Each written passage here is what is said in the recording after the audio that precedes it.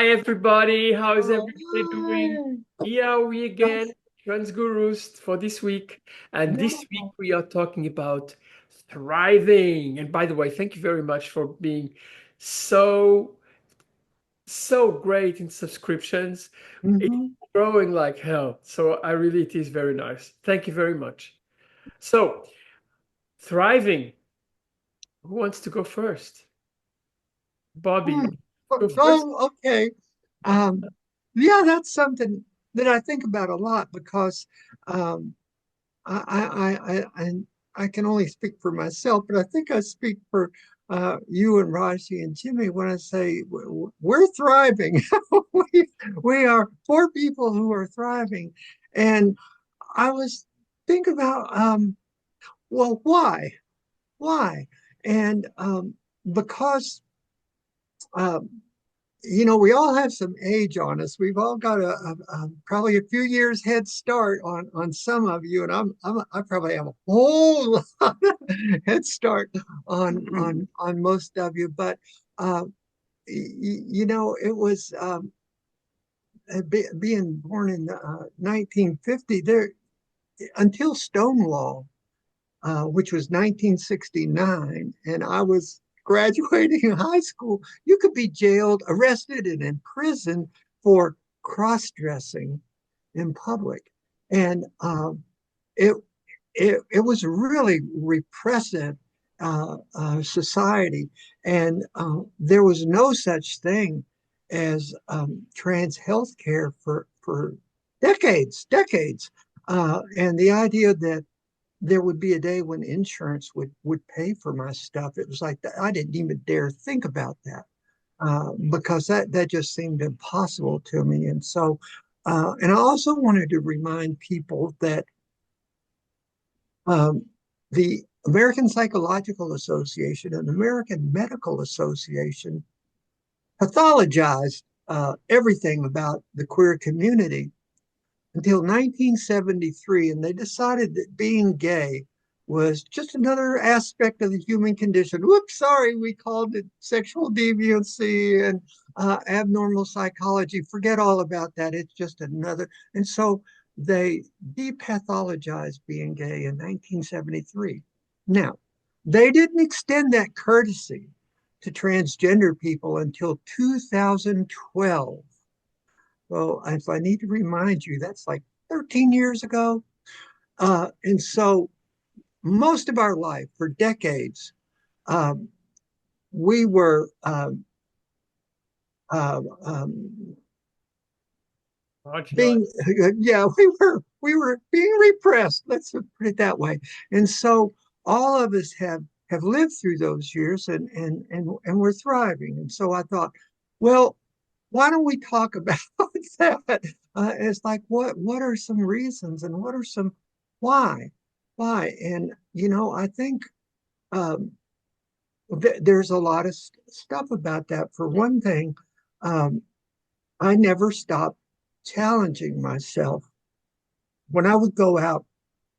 When I first got worked up the nerve to venture out in public, and I would get read, I or clocked. It was like, okay, what do I need to change? What tipped them off? Why did I get clocked? And what, what do I need to change? Was it my makeup? Was it my voice? Was it my posture? It's like, what is it? Because people's visual perspective is very important. Their brains are already wired to just see certain things and automatically think this. And so, I just got real intentional about um, analyzing uh, uh, what can I improve so that doesn't happen again. It's like, well, maybe you should wear stilettos and fishnet stockings to the grocery store. Not that I ever did that, but that's the kind of thing I'm talking about, learning how to blend in. And so I think part of it is just a determination to constantly be getting better at what you do and more comfortable in who you are and just more natural in everything. And I know that is just part of it for me is I'm always challenging myself to get a little bit better every day. And I know that's part of it, but I don't want to say too much because I know you two have a lot to add to that. So I'll pass it back to you, Ella. You can Hey. what? Yeah, we probably all have got kind of different views about that, but I mean, let's discuss. Jimmy, would you like to go next? Sure, sure. So welcome everybody. And Ella's keeping us posted as to the growth of our page. Mhm. So thank you for everyone out there that view tunes into our content every week. We I think we all offer valid and usable information and wisdom that we can all use to better thrive. The purpose of these videos is to give people wisdom and information so that their lives can thrive. Mhm. So as you all may well know, I'm an arborist, which is a tree doctor, and my job is to get trees to thrive, not just survive. So that same analogy can be applied to our lives in these podcasts. The whole basis behind these podcasts is to give people the information or the fertilizer necessary to improve their lives so that they're thriving, not just surviving. You know, it's one thing just to survive, another thing is to thrive. And what are the ingredients? What's the difference between thriving and surviving? Mhm. I think a big component of that is goals, dreams. Yep. If you have dreams and aspirations for yourself, that'll give you the motivation to put a plan of action in place to make your dream become a reality. Therefore, you're thriving. It's like you take the goalpost away from a football player, they got nowhere to run. So it's the motivation of getting the football across the goal line that gives them motivation to thrive to achieve that touchdown or that point. So I think by having a goal or a dream, a a uh, a vision for ourselves, that'll put in place the motivation to discipline ourselves, to put in place a plan of action to which make that become a reality. And it's the excitement and the determination to make that dream a reality is going to take us from a survival mode to a thriving mode, Ella. I totally agree with you. Yeah. Yeah. What can I say? Thriving and surviving. Well, you have to have some kind of survival mode too.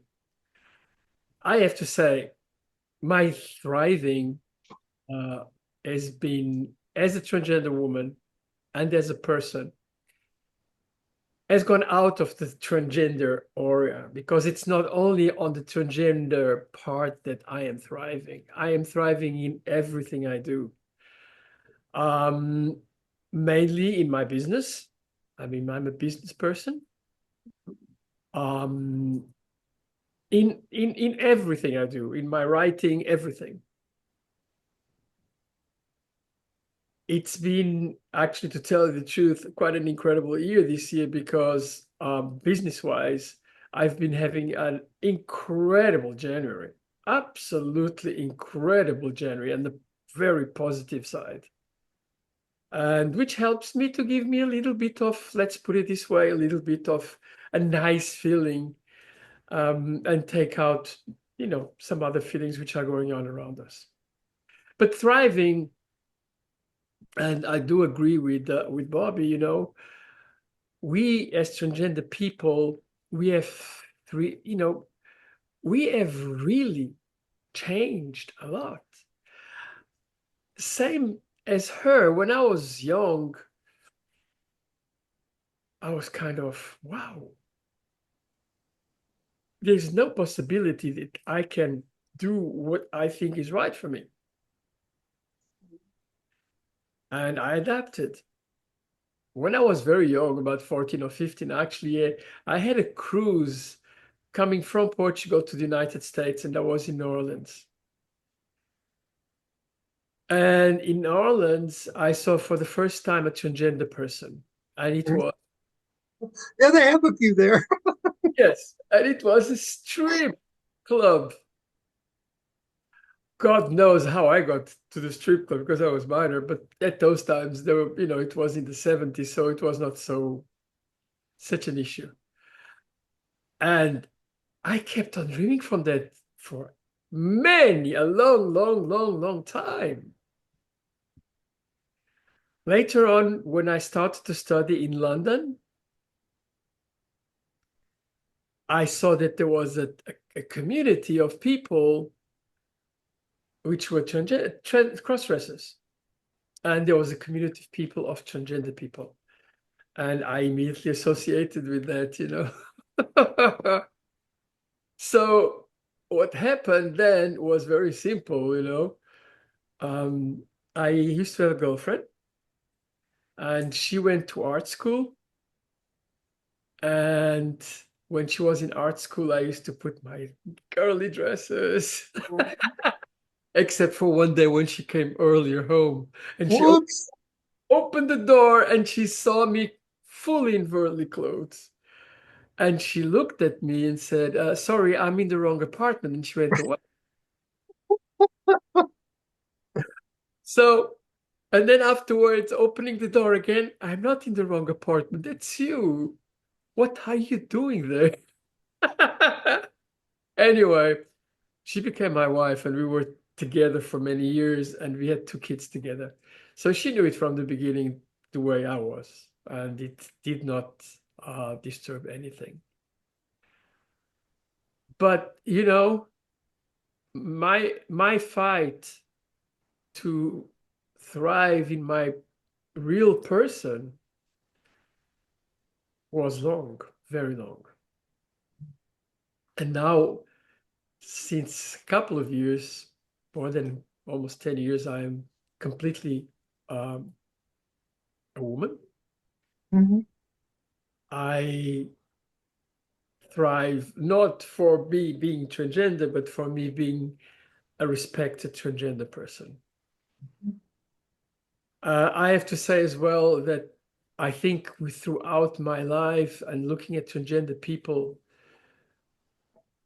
I have seen many, many, many transgender people from all kinds of backgrounds and in many countries, by the way, and all kinds of creeds and all kinds of things, from the kind of probably a little bit more sex worker to the business person. Mhm. And they're all valid. They're just a representation of everybody. Yes, I thrive. Right now, I don't thrive. I think I've arrived to a place where I think I'm accepted. I live corrected the way I want to live, even in an international platform. Even with many, many people that they know that I'm a transgender person, which actually for most of them doesn't create a big problem. They might make a joke or two, but it's not really an issue. But I thrive for of having a great life, for my business, for my people, internationally on that, and that is something which I think it is my prerogative, and it's a good one. And I really do see more and more transgender people in business Mhm. at very high positions, even billionaires. We even have transgender billionaires. Don't forget Oh that. yeah, So they don't know me, but not me either. I think that there are some very, very important and interesting transgender people which have done quite incredible. Many, many years ago, I met a girl. She was working for NASA, and she was actually a rocket scientist, which is really quite incredible, and yeah. transgender. So, I think we have got um, something special about us. And the fact that we can stand by and say that we accept ourselves and we respect ourselves and we listen to our inner body, I think that is already an incredible, incredible thing. And that is 100% thriving. I opened. Yeah, it's some of the smartest transgender people I know are on this panel. Thank you. And throughout my journey as a transgender individual, I've met a lot of extraordinary people, including y'all and Raji, who's not here with us tonight. But as I'm thinking about this, all the things necessary to live a thriving life are all character traits that can be learned. And I kind of discipline is one. So life is not a spectator sport.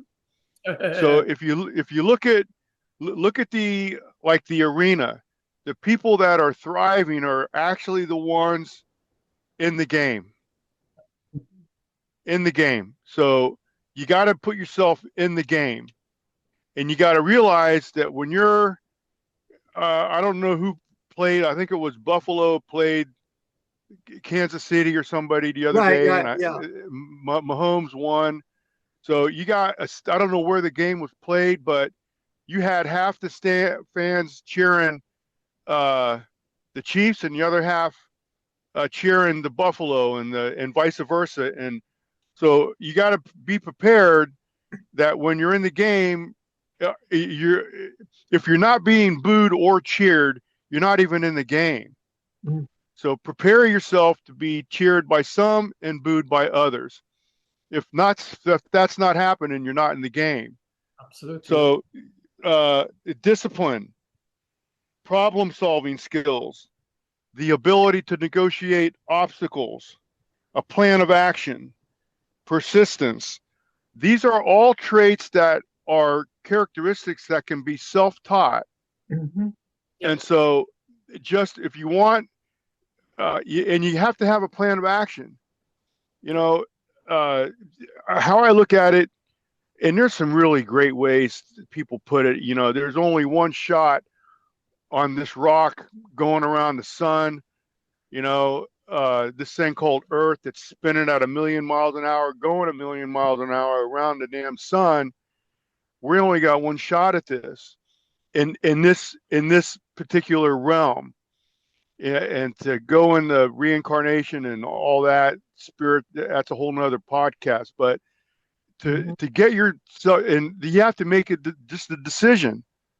Just decide. I am not going to just survive. I am going to thrive. And these are the things that I am going to do to take control of my life. And just decide, make that decision, keep that thought in the forefront of your mind, and the universe will work behind the scenes to organize things in such a way that that'll happen. But you have to keep in mind that you have to have the ability to negotiate obstacles, problem-solving skills. You just can't throw your hands up and say, hey, there's a brick wall in front of me. You got to figure out a way how to get around that brick wall, or the universe wouldn't have put the brick wall in front of you in the first place. Mm-hmm. This is more now than ever. And this is more now than ever. Bobby. Yeah, well, Jimmy, that's really profound. You could just talk about, psychological, emotional resilience. And it's like, yeah, bad things happen to good people all the time. And it's like, where's the lesson in that? What can I learn? And then actually get to the point where I'm really grateful that happened, because now I see some things that I hadn't seen before. And so resilience is really important.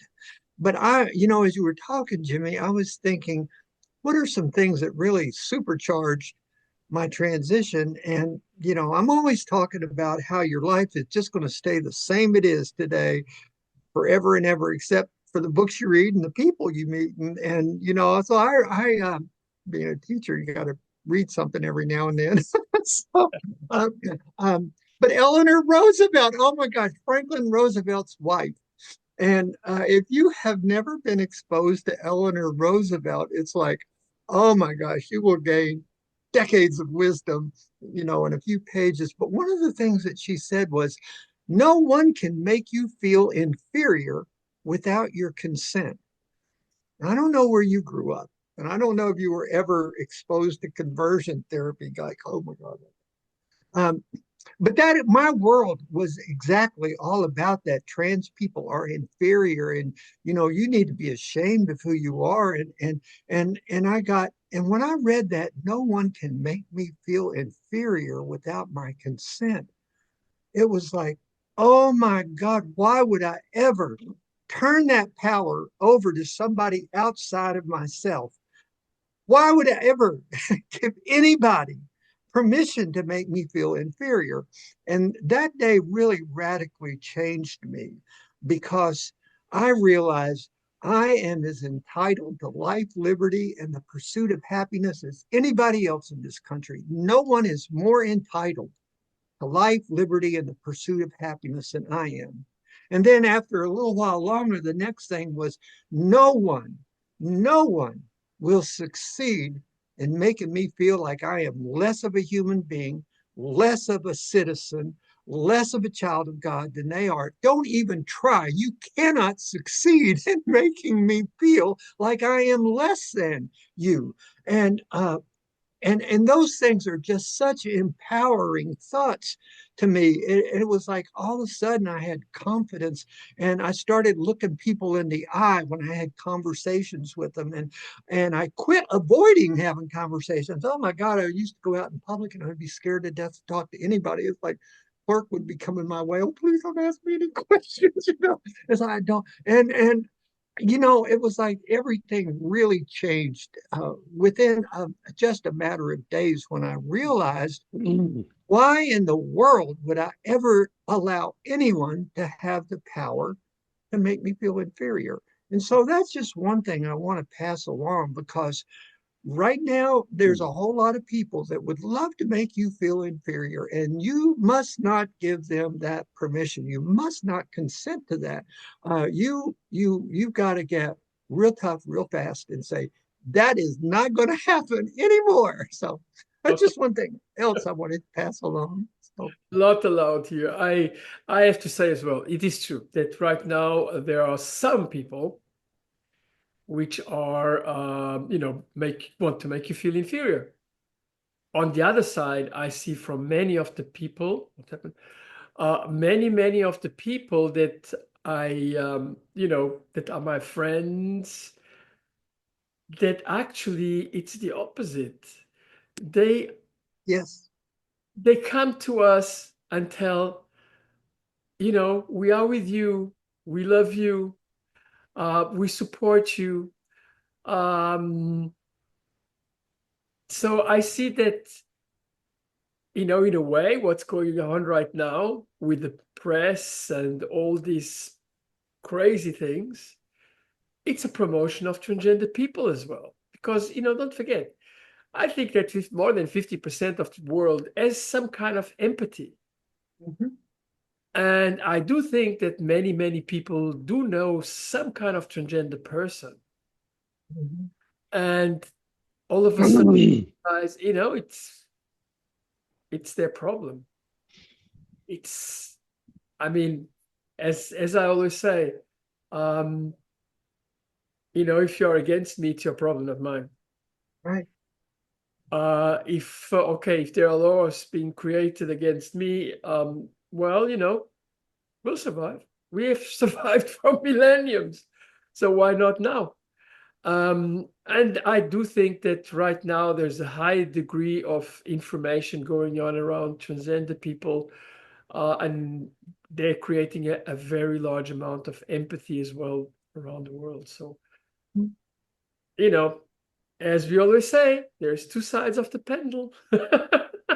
It goes back and forth as usual. Mhm. I think that we have to go for the finish round. Yeah. I will let Jimmy go first. All right. So the topic of this evening's discussion is thriving. And I love Bobby's Eleanor Roosevelt's saying, I don't myself personally, I am a spiritual I am a spirit having a human experience. So if I live my life from the perspective that I am a spirit in a human body, I am bound by, I'm not, let me put it this way. I'm I'm free to roam about the universe because I am a child of the universe. So I am free to roam about the universe and commingle with other humans and other beings at my own discretion. And being a child of the divine universe, that is a gift from God, not, I'm trying to figure out how to say this. We are all children of the divine universe. I'm going to put it that way. So let's live our life with that thought in mind, and magic will happen. Yeah, Ella. I totally agree with you. Bobby, you're finishing. Oh my goodness. I'm so glad you all wanted to talk about this tonight. Um, Ella is right. We have existed for thousands of years, and there have been monarchies and governments that have wanted to eradicate trans people and queer people forever. And they've got their agenda for sure about why that's important. But Jimmy is right. Uh, we are the universe experiencing itself. We, uh, like C.S. Lewis says, we don't have a soul. We are a soul. We have a body, you know, and it's like, what am I going to do with my time of being the universe experiencing itself? And if you think about how ridiculous, absolutely ridiculous it is that as soon as you're born, 10 seconds later, somebody has looked between your legs and has assigned you to a box, one of two boxes for the rest of your life, that there are 8 billion people on this planet, and I can look at them for 10 seconds in labor and delivery, and I can put them in a box for the rest of their life. And don't you dare break out of it. And it's like, excuse me, I wasn't created to live in a box. And it was like, no, that's killing me. No, that is not going to happen. And it's really, really super ridiculous when you look at neural diversity and all of the other stuff that goes on. And so don't, you didn't put yourself in that box, but you have the power to escape from that box. Uh, and that is where we discovered the tools that would go on and allow us to thrive. And so Jimmy's right. We do have magic, but we have magic because we had the courage to listen to our heart and listen to our gut and say, I was not created to live in this box. I am not going to live in that cage. It's killing me, and I'm getting out of here before you send me to an early grave. And so I just, I just would encourage people to listen to your gut. Don't turn off the news. Listen to your heart and follow what your heart is telling you, even if it's scary as hell, because it should be scary as hell, you know? That's it.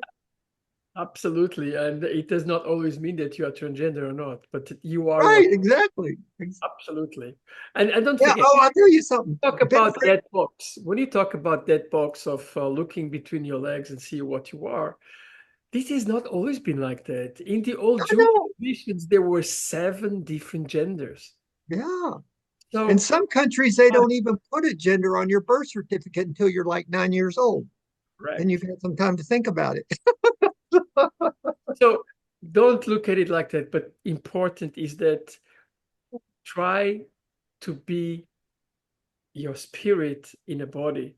Try to understand what you are, because you are the only person which knows that, who you are. The others don't know that. The others can look at you and can respect you, but they don't know what you are. I mean, this is my perspective. Thank you for listening to Trust Gurus this time. We'll come next week, hopefully. I think probably for sure. And thanks a lot. See you guys. Yes. Bye. Rocky Boom. Namaste. Namaste, namaste. I'm a Bye. Bye.